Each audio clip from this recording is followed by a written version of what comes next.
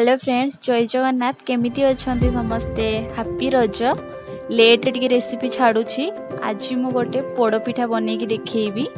चलतु देखिया पोड़पिठा केमिति बनौछि। सेति पे कोन कोन जिंस दरकार। मु एठी 2 कप चाउल गुंड नेइछि। नडिया आ छेना आ गुड़ को मिसेकी तार गोटे पूरा प्रस्तुत करछि। मु एठी काजू सजया पई अल्प गुड़ नहीं पिठा बनला यूज करिबा। कटा नड़िया अल्प, तेजपत्र 3-4टा, आधा चामच गोलमरीच गुंड, अदा कुरा आधा चामच, अलैच गुंड आधा चामच। चलंतु एबे रेसिपी स्टार्ट करिबा। प्रथमे आमे 2 कप पानी नबा। जो कप रे चूना नैतिबे सेही कप रे ही 2 कप पानी नेबे।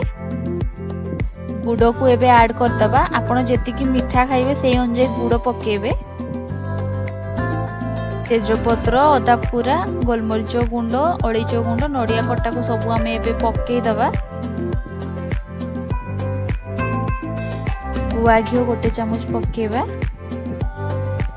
लूण आधा चामच पकेबा।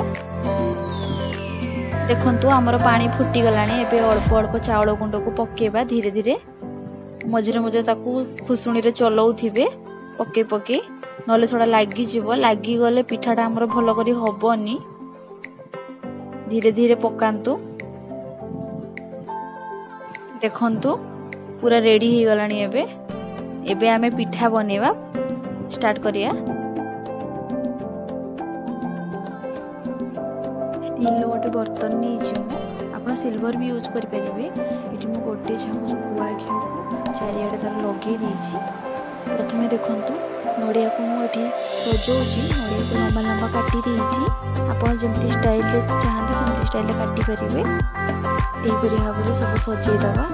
जिते पिठाटा आमर उठब ऊपर नड़ियाटा डेकोरेट होगी बढ़िया देखा। काजू को भी से भाव में सजेदबा।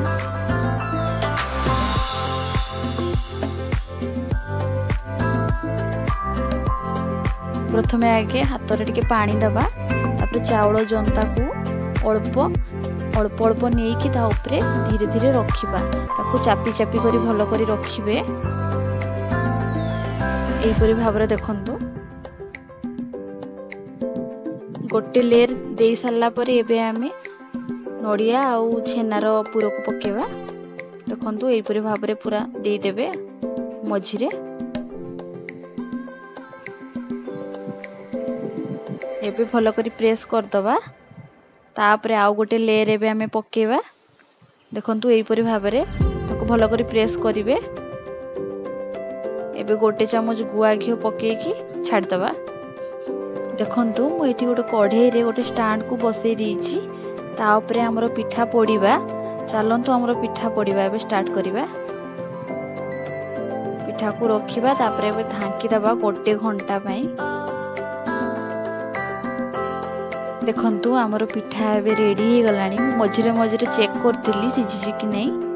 पिठा हमरो पूरा रेडी ही गलानी। देखंतु आगे हमें पिठा कोड़ को छुरी रे एपरि भाबरे कर दबा। तापरे गोटे प्लेट सहाय्य रे ताकू धीरे से उल्टेइबे। धीरे से उल्टेइबे नले भांगी जिबार चांस अछि। एबे देखंतु हमर टेस्टी टेस्टी पोड़ पिठा पूरा खाया पे रेडी हेछि। बहुत सुंदर देखाउछि। रेसिपीटा जदि भल लगे प्लीज कमेंट करी कमेंट बॉक्स रे जणेबे। Thank you.